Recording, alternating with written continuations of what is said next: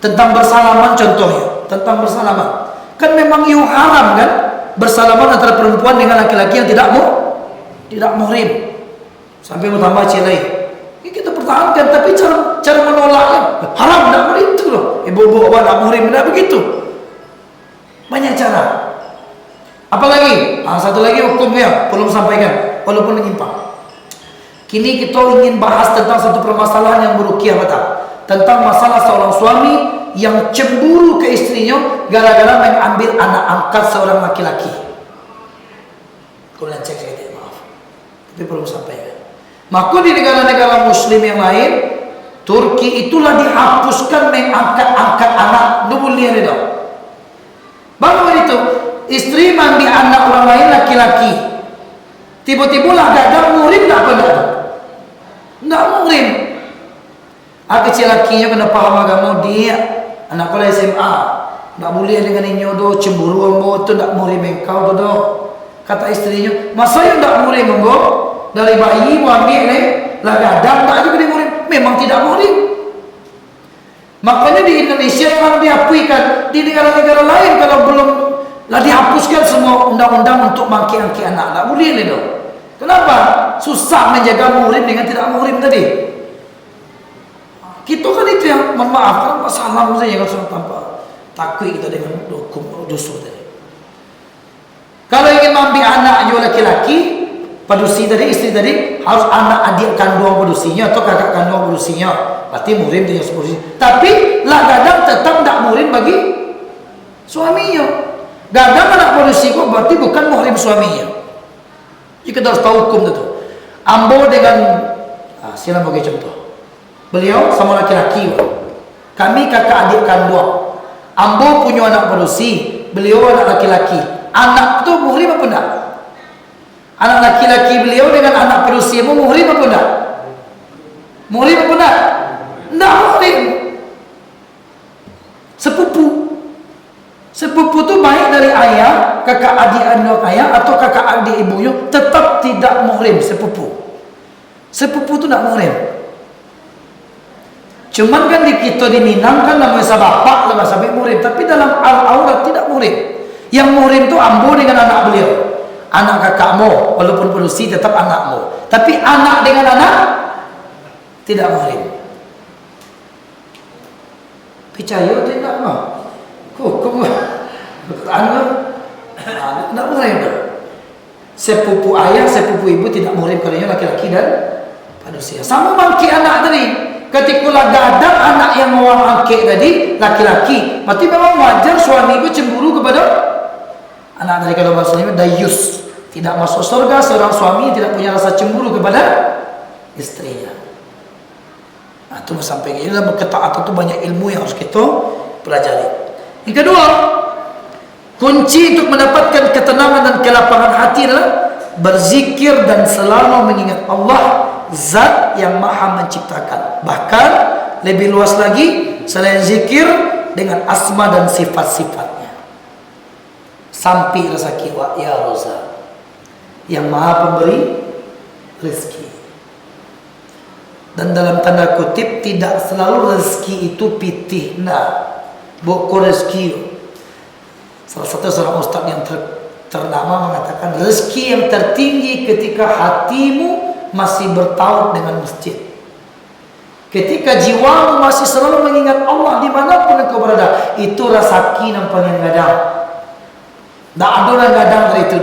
Ketika laki-laki masih datang sholat berjamaah ke masjid, itu rezeki. Badoso ya Ghafar, yang maha pengampun. Tidak ada dosa yang tidak diampuni. Sama juga riba tadi.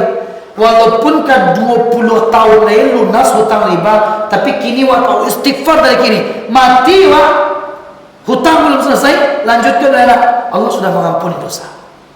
Walaupun hutang itu belum lunas. Ya Rahman ya Rahim, yang pengasih dan penyayang, yang maha kaya, yang maha bijaksana, berdoa dengan Asmaul Husna. Boleh bertawasul dengan 3 cara. Bertawasul dengan amal solehmu, bertawasul dengan Asmaul Husna, bertawasul dengan doa orang yang soleh yang masih hidup. Nah, jangan dikapatang ya Pak. Orang diruqyah gara-gara minta doa ke kuburan. Wahai syekh yang ada dalam kuburan, ambo tes PNS, tolong doa nambu lulus ya. Dapat jawapan dari dalam. Yo, kecewa bunyi dalam tubuh tu. Langsung ke seluruh. Jin tak boleh. Yang boleh betul Asmaul Husna dengan amal soleh gitu. Lalu dengan minta doa kepada orang yang soleh yang masih hidup. Maka kadang minta maaf, jangan tersinggung. Kadang mau cari rumah-rumah makan, kadai-kadai, aduh foto siapa tu? Foto siapa? Angkusannya. Aduh tu foto Pak tu. Masalahnya macam foto beliau tu tak masalah mengingat daripada kesolehannya. Tapi ada orang yang percaya dengan meletakkan foto tu dia dekat rumah makan tu akan laris manis, akan laku. Mohon maaf, syirik atau enggak tu? Syirik. Tapi masih ada nak sampai kini yang begitu. Banyak. Letakkan ayat kursi di pintu boleh setan yang masuk. Syirik apa enggak? Aku tipik kan. Ayat kursi berbalik kadang-kadang rancak-rancak di tantai pintu. Dengan yakin, sebuah keyakinan setan tak sampai masuk ke rumah awak. Syirik apa enggak? Bertanya apa? Syirik. Kenapa? Ini nak takut itu tu. Kalau cari masjid wah sepanjang masjid, sekeliling masjid wah lapanu de kaligrafi Quran. Tapi kenapa masih ada di antara soft yang renggang itu ada syaitan? Tak takut. Cuman beko supaya tambah yakin ya, tambah yakin situ kalau masuklah malian ke rumah awak. Sudah itu malian kota jatuh di buku pintu. Kecewa ayo hebat ayat kursi kok. Padahal yang menggelici ini dikilang ada setan sebab pemalian lo. Kaki malian kok timbul keyakinan ya kubur. Tak benar. Jadi benar dibaca Quran, diamalkan Quran. Makanya doa maksurat, zikir pagi dan petang dibaca setelah salat subuh, dibaca setelah salat itu ada. Itu sunnah. Tapi kalau yang aneh-aneh minta doa ke kuburan. Kalau daerah Sinan, apa cuki-cuki kuburan dah PAK, asal itu bawa pulang minum air. Alhamdulillah. Dan itu berkembang. Kalau kita nak hati-hati, anak pesantren Al-Zaitun ya, yang viral petang, sampai kini masih eksis benar. Kamu tanya orang Kemenak, kenapa tidak disesatkan? Tidak ada cara menyesatkannya itu. Pertama, nabinya masih Muhammad, Tuhannya masih Allah, kitabnya Quran. Yang dibawanya cuma apa? Toleransi gitu. Dengan toleransi itu boleh ikut masuk di situ, pastor ikut solat. Boleh perempuan satu sop dengan laki-laki. Secara hukum tetap sesat. Cuma Kemenak tidak ada domain hukumnya menyesatkan. Ini masih mengaku Nabi Muhammad. Kecuali Ahmadiyah mengaku ada Nabi selain Nabi Muhammad. Kecuali Lia Eden mengaku sebagai malaikat Jibril, tapi secara syariat banyak kesesatan di situ. Maka kita harus belajar mana yang tak boleh, mana yang boleh, tidak baca campur-campurnya dah. Sampai kini masih boleh, emang. Mengucapkan salam Yahudi boleh, salam, kenapa saya toleransi. Anak ketek solat di muka toleransi, tapi domain hukum menyesatkan tidak ada, karena nabinya masih Muhammad, Tuhannya masih tetap Allah, kitabnya masih tetap Quran. Jadi tidak ada kebijakan pemerintah untuk menyebabkan mereka sesat. Ini terpayah gitu gini. Terima kasih. Kalau nak hati-hati kan punya pengikut kan? Punya pengikut. Pak Saman Barat ambil waduh dulu namanya Bahama apa? Menggabungkan semua agama benar. Hindu, Buddha, Islam sama benar. Sama saudara. Maka tidak benar. Jadi kembali kepada hukum-hukum Islam itu balik. Berzikir dan selalu mengingat Allah yang Maha Pencipta. Meyakini sepenuhnya hati itu apapun yang terjadi dalam hidup kita karena izin Allah. Itu tanam gitu tuh. Kalau bukan karena izin Allah tidak akan terjadi apa-apa demi Allah. Kalau tidak akan mati itu tidak akan mati, percaya. Tidak akan datang sebuah kematian yang sudah ditetapkan Allah. Sedetik tidak bisa ditambah, sedetik tidak bisa tidak kata dia. Jadi tidak stres hadapi kehidupan. Yang ketiga Bapak Ibu sekalian Allah muliakan, Kunci ketenangan dan kelapangan hati adalah bertaubat. Bertaubat dan berserah diri kepada Allah. Maka setiap manusia pasti berbuat dosa dan kesalahan. Obatnya adalah bertaubat kepada Allah. Orang yang berdosa kemudian bertobat, ibarat orang yang kotor kemudian mandi. Itu contohnya. Dan kita tidak berdosa. Hal itu harus segera dilakukan. Jangan menunggu dosa itu berkarat dan berakibat mengeraskan hati. Ya. Jadi bertobat. Alladzina idza fa'alu fahishatan aw zalamu anfusahum zakarallah. Yaitu orang-orang yang apabila mereka melakukan menzalimi diri sendiri, segera mereka mengingat Allah dan minta ampun kepada Allah. Jadi lain maka boleh kita mengkapi orang itu. Maka namu pernah baca hadis Rasulullah, ampe puluh hari menjelang orang mati, kena tahu gitu tak? Apa yang diucapkan dengan Allah bahasa hatinya. Ternyata ada orang yang sampai puluh hari menjelang mati dia mengecek dengan Allah. Bahasa hati, ya Allah banyak dosa ya Allah, hidup banyak sia-sia, hidup banyak lalai, waktu banyak lalai, solat mereka. Tak ada yang tahu bahasa hati. Akhirnya apa? Diambil Allah karena husnul khatimah. Disitulah letaknya Allah lah yang mengkehendaki siapa yang masuk surga, siapa yang masuk neraka. Oh, awak acok wirid, acok ceramah dijamin sombong masuk surga, belum tentu. Payah sembahyang subuh misalnya ya, tiba-tiba suruh orang yang tak pernah sembahyang subuh rumahnya, lalu pas lewat di buku rumahnya kecewa, percuma Pak Islamnya, anda pernah sembahyang subuh. Katakan dengan kesombongan, maka lebih mulia orang daripada orang. Makanya guna ibadah apa? Untuk mengukur diri sendiri. Jangan pernah mengukur-ukur diri orang lain. Tak ada guna itu. Setiap ibadah yang kita lakukan untuk kita. Jangan pernah mencaci maki orang yang mungkin menurut kita lebih buruk dari kita. Jangan. Ya, karena Bilal masuk surga dengan terumpanya. Ya kan? Budak masuk surga dengan terumpah. Jangan pernah memandang manusia dari luar. Pakainya lusuh.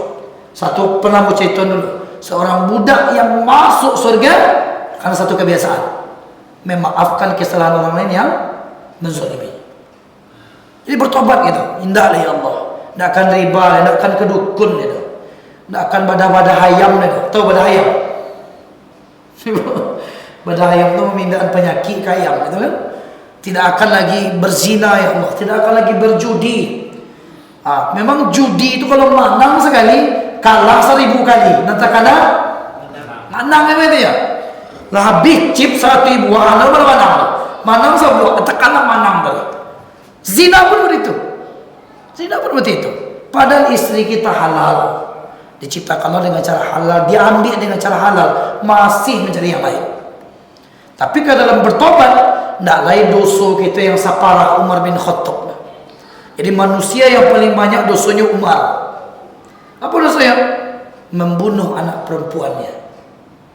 Berumur 5 tahun, pulang mabuk, bagali lubang di belakang rumah, memasukkan anak padusi ke dalam lubang, ditimbun sampai mati. Tapi apa yang terjadi? Karena tobatnya nasuha, betul-betul karena Allah, maka Masya Allah, jadi jamin masuk surga. Salah satu sahabat yang masuk surga. Jadi kita bertobat. Kalau indah itu indah deh. Sampaikan tidak akan diulangi. Apapun perbuatan dosa yang pernah kita tidak akan diulangi. Bahkan Masya Allah, sayangnya Allah ke kita, dibuatlah sebuah kalimat, iringilah perbuatan burukmu dengan salat. Supaya kita bertobat. Bukan mempermainkan Allah. Awak nak bertobat tapi susah. Awak ingin lepas dari jerat-jerat syaitan tapi susah. Kata Rasul, iringi perbuatan burukmu itu dengan salat. Artinya bukan mempermainkan Allah. Mudah-mudahan dengan berbuat dosa kau diiringi dengan salat, perbuatan dosa kau semakin hari semakin hilang. Itu gunanya. Kalau ibu bapa ingin bertanya tentang iringilah perbuatan burukmu dengan salat, bukan buat salat balik, tidak. Berharap ke Allah dengan salat kau bisa meninggalkan dosa-dosa yang pernah awak lakukan. Baik-baik yang Allah muliakan. Lalu apa kata Allah? Barang siapa yang bertawakal kepada Allah, niscaya Allah akan mencukupkan keperluannya. Yang keempat, agar kita tenang, hati kita tenang, adalah memperdalam ilmu agama, memperdalam ilmu Allah Subhanahu wa taala. Jadi memang tidak ada jalan lain. Kita harus mengkaji kembali fikih Bali, boleh kitab fikih sunnah Bali tentang syirah nabawiyah, baca buku balik. Kalau lah kurang kita membaca buku, kurang mana ceramah, kurang kekuatan kita untuk menghadapi dunia, kurang. Karena kita butuh ilmu yang banyak. Tulubul ilmu faridatu ala kulli muslimin. Sampai mati untuk ilmu. Tidak ada cerita. Apapun yang bisa kita baca, dengarkan. Ada YouTube kita, dengarkan ceramah Ustaz Adi Hidayat, dengarkan ceramah Ustaz Abdul Somad tentang fikih, fikih itu, dengarkan saja. Dapat dikit ilmu. Maka karena itu selain ada waktu, tuntunlah ilmu Allah. Perdalamlah ilmu Allah. Niscaya hati kita akan lapang dan terang. Ingatlah, ilmu itu cahaya. Al-ilmu nurun, yang selalu menerangi pemiliknya, sekaligus menuntunnya ke jalan keselamatan. Kalau laba ilmu kita nampak jalan. Kini musim doyan, iya bu? Kini musim doyan apa enggak? Kalau di Pasaman Barat, kalau lah musim doyan, nan punyuang batang namanya, buah iyo tuh. Itu ilmu tuh. Mau tanya ke bapak ibu, ada ibu pampi pertama di bawah anak doyan kecil. Kalau tiba di ambo yang beribu tuh mau tanya anak mau ya, di mana pe doyan kena? Nan ibu pun itu pertanyaannya dah. Besok di Bali ini anak center je.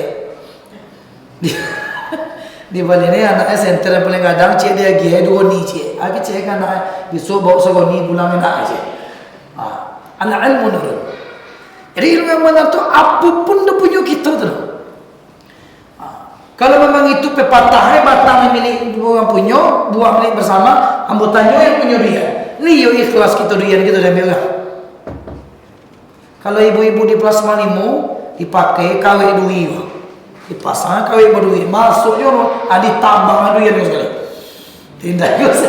Ambo yang mengupu, ambo yang mulainya nama biasa. Jadi ilmu tu beneran. Basuhnya waktu yang mohon maaf bapak, istri sedang hamil sedang medang, buah mangga, kamar dicari buah mangga, tiba-tiba pai buah air kadang ka batang air, jatuh lu buah mangga ke di buku, aku siapa apa gitu. Apa? Alhamdulillah ya Allah, tahu ya Allah bini musuh mengidap mangga. Padahal tu ujian tu, diambil pun tak, dari itu maksudnya. Kalau yang kau ambil berarti hilanglah ilmumu, hilanglah petunjuk bagimu. Kalau bagi yang beriman, walaupun kau mengidap mangga binimu, kau ujian dari Allah, karena dia bukan milikku. Itulah yang dilakukan salah seorang pemuda yang mencuci muka di batang air, lalu hanyutlah apa? Sebuah apel, ditamakan kan mencari ke hulu sungai Sinan Punyu sampai akhirnya bekerja 3 tahun berturut-turut, barulah diikhlaskan satu buah apel, ya kan? Setelah itu bukan dongeng Bapak Ibu, itu bukan dongeng, itu betul-betul terjadi. Menikahlah dengan seorang anak yang kecil, buto, tuli, semua macam, akhirnya nikah kan? Ternyata bukan buto, rancak mana Imam Syafi'i anaknya. Jadi kehalalan itu penting. Jadi ilmu itu yang menuntun gitu. Ya mohon maaf, kadang-kadang ya acok dapet piti di jalan sadang tak piti, bahaya suati dia ambil pun tak. Ini kalau salah piti wajah yang mana dapet ni, tapi kalau tak piti macam mana bersuara tengah jalan, ambil pun tak. Abakatu hati itu. Al ilmu nurun, dari kepaham, dari ilmu ada cahaya, dari ilmu al faham syamil. Al faham syamil. Faham tu yang membuat kita kokoh sikap awak, kokoh bijak. Maka Nabi katakan, subhanallah, kalau ada orang bercerita kepadamu dalam hal yang baik atau yang buruk, baca itu orang gawat. Contoh, orang baca itu gawat dalam hal yang menurut awak ni cerita itu bodoh, pertanyaannya. Kadang-kadang kalau kita tak berilmu, cemeh gitu kan, itu tanyanya tidak. Kata Nabi, apakah pertanyaan itu baik atau buruk? Helalah nafasmu sesaat, inuk manual sejenak, setelah itu barulah engkau berkata. Jangan terlalu cepat engkau tertawa, jangan pula engkau terlalu cepat untuk menangis, jangan pula engkau terlalu cepat untuk meremehkan. Hela nafasmu, ambil nafas dalammu, fikirkan apa yang ditanyakan kepadamu. Apa yang bicara? Ya, subhanallah. Jadi tidak ada jalan lain. Mana yang halal, mana yang haram, harus bahkan sampai yang syubhat harus paham. Kalau paham gitu itu sadolanya tidak akan tergoda ke waduh. Ya, nggak akan tergoda dengan segala hal dunia yang melenakan, nggak tergoda. Kenapa? Yang penting bagi kita adalah tenang hati kita mengingat Allah Subhanahu wa taala. Yang terakhir, kunci ketenangan dan hati yang lapang adalah Masya Allah, menolong sesama. Menolong sesama. Ikulah kurang benar kini. Kurang benar. Ya, sebagaimana hadis yang sudah disampaikan dalam muqaddimah, bahwa seorang menolong kesulitan orang lain, maka akan ditolong oleh Allah. Percaya? Orang yang melapangkan orang lain akan dilapangkan oleh Allah Subhanahu wa taala. Mudah ya, Bu. Ada orang bocor ondai atau non tulak. Ada orang mogok ondai di jalan singgah dia sebentar tanyuan. Abi minyak Pak, perlu mau dorong. Itu juga cukup. Setiap kita melapangkan orang lain, Allah pasti melapangkan kita. Kadang-kadang inilah nampaknya mulai makin menipis perasaan itu tuh. Membucali yang contoh tadi itu ya, sederhana tadi itu, menolak orang menda di jalan. Tidak ada yang sampai singgah. Ya, untuk ditolak di belakang malah ada payahnya nak. Itu salah satu kunci ketenangan yang ada jaminan dari Allah dan Rasulullah. Orang yang mempermudah urusan orang lain, Allah akan permudah hidupnya. Cina ini mereka bilang, tidak nak kita karena anak kita, yakin tuh. Kita tolong orang kini, maka Allah pun akan menolong cucu keturunan kita. Kadang-kadang kita kalau tidak kita tolong orang, namanya berbalik Ustaz. Bagi yang sembahyang, dia lagi pucuk ubi itu air ya. Maka kalau tidak kita, baik anak-anak kita bertolong Allah. In tansurullah yansurkum wa yuthabbit aqdamakum. Apabila engkau tolong Allah, Allah akan tolong kamu sampai kepada orang-orang yang di bawah ditolong oleh Allah. Mudahkan orang, dimudahkan. Persulit orang, mohon maaf. Kalau kita mempersulit orang, Allah pun akan persulit kehidupan kita. Hanya salah-salah. Maka apapun yang engkau lakukan, doa yang baik kepada orang lain, doa yang buruk kepada orang lain, semua doa itu akan kembali kepada dirimu sendiri, kata Allah Subhanahu wa taala. Mungkin itulah Bapak Ibu yang bisa kami sampaikan tentang kunci ketenangan hati. Semoga kita bisa amalkan dalam kehidupan kita. Doa cie doa kita ya kan? Rabbana atina fid dunya hasanah wa fil akhirati hasanah wa qina adzabannar. Tanam di dunia, tanam di akhirat sampai masuk surga Allah, terhindar dari azab neraka. Kuncinya yang 5 tadi kita amalkan dalam kehidupan kita sehari-hari. Nah, lewat Isya. Kalau masih ada waktu, dipersilakan kepada Bapak Ibu sekalian. Ada pertanyaan? Berapa nilai? 40 berapa sekarang? 43. Silakan. Ambo tagak Bapak Ibu duduk, tapi tidak ada pertanyaan lah. Silakan. Yang deh.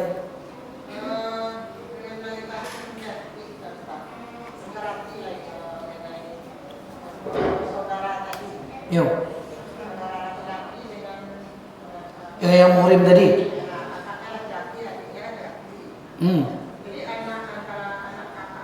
Kalau sepenuhnya laki-laki tidak muhrim, anak muhrim. Ya, sama-sama laki-laki.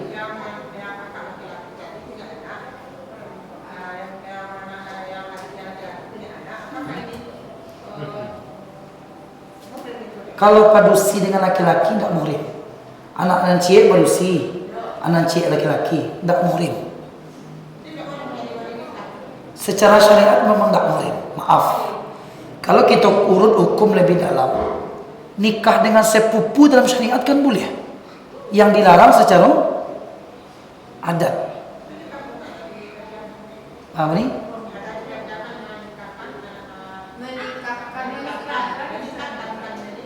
Menikahkan. Kalau yang menikahkan tu kakak ayahnya atau adik ayah itu memang makom sampai yang tidak muhrim kan anak dengan anak. Ini anak kakak laki-laki. Ini anak kakak perempuan. Dinikahkan oleh yang laki-laki. Kalau menikah boleh. Tapi kan balik nikah untuk si perempuan kan? Boleh. Bapak tuanya atau pak eteknya tibonya. Sini. Oh, langsung anak yang dianjurkan memang kan yang kakak kandung laki-laki. Kakak kandung laki-laki. Setelah itu sepupu. Itu kan wali nikah. Kalau wali nikah boleh ya. Tapi permasalahan muhrim tidak muhrim, anak dengan anak tidak muhrim. Mungkin untuk lebih jelas, Bu Patang buka ceramah Ustadz Adi Hidayat di YouTube, mana yang muhrim, mana yang tidak. Bahkan tentang anak angkat tadi kan, kalau padusi tidak muhrim bagi suami, kalau laki-laki tidak muhrim bagi istri. Yang muhrim cieknya dalam Islam ketika ada menikahi ibu tiri. Wak menikah dengan jando lalu wak punya anak tiri. Setelah terjadi hubungan badan dengan si ibu, maka lakmatina umak itu bisu dan anak tiri itu tetap muhrim. Kalau terjadi hubungan badan, misalnya wak menikahi jandoku anaknya udah padusi, tapi wala berhubungan badan dengan umaknya, lakmatina umak itu bisu dan anak itu lah jadi muhrim bagi ayah tirinya, tak boleh dinikahi. Seperti itu. Jadi untuk lebih jelas, biar jangan lancu sebenarnya beku berkaitan dengan adat istiadat no. Contoh di kita kan kalau berencana kandung umak dengan umak kakak beradik kan udah boleh nikah di Minang lah.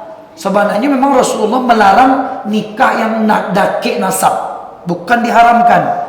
Nyo kalau dakik ko nasab secara genetiknya melemah. Tu maka maaf kalau ada nikah maaf siapa sukuan misalnya kan ada anakku mohon maaf agak lama gitu ya, atau cacat, itu bukan kutukan. Genetik yang terlalu dakik itu membuat keturunan lemah, otak lama. Itu maka yang cak apa orang Mandailing nikah dengan orang Minang, orang Minang nikah dengan orang Jawa, itu makin kuatnya tuh, bukan dilarang. Tapi dalam tanda kutip ada juga guna dia nenek mama kita beritu. Jangan nikah dengan kakak ekor nak dengan kembali ke bako ya, walaupun halal karena urusannya genetik, lama otak, lama fisik. Itu. Tapi kalau muhrim tidak muhrim, sepupu tidak muhrim. Itu mutlak syariat tu. Walaupun ayah kakak beradik kandung, koci anak padusi laki, yang anakku tidak muhrim. Tak muhrim bagi. Itu perlu pembahasan ya. Besok kita cuba buka ekor lagi kira di video selanjutnya. InsyaAllah. Mungkin itu saja. 10 jari. Assalamualaikum warahmatullahi wabarakatuh. Yang sebesar-besarnya kita tutup dengan kafaratul majlis. Subhanakallahumma wa bihamdika asyhadu an la ilaha illa anta astaghfiruka wa atubu ilaik. Assalamualaikum warahmatullahi wabarakatuh. Terima kasih ya guys sudah mengunjungi channel kami dan menonton sampai akhir video. And don't forget to subscribe ya guys. Semoga video ini bermanfaat. Jangan lupa ya guys, please jangan lupa klik tombol subscribe guys, karena subscribe itu gratis, dan semoga yang sudah subscribe selalu mendapatkan rezeki yang berlimpah.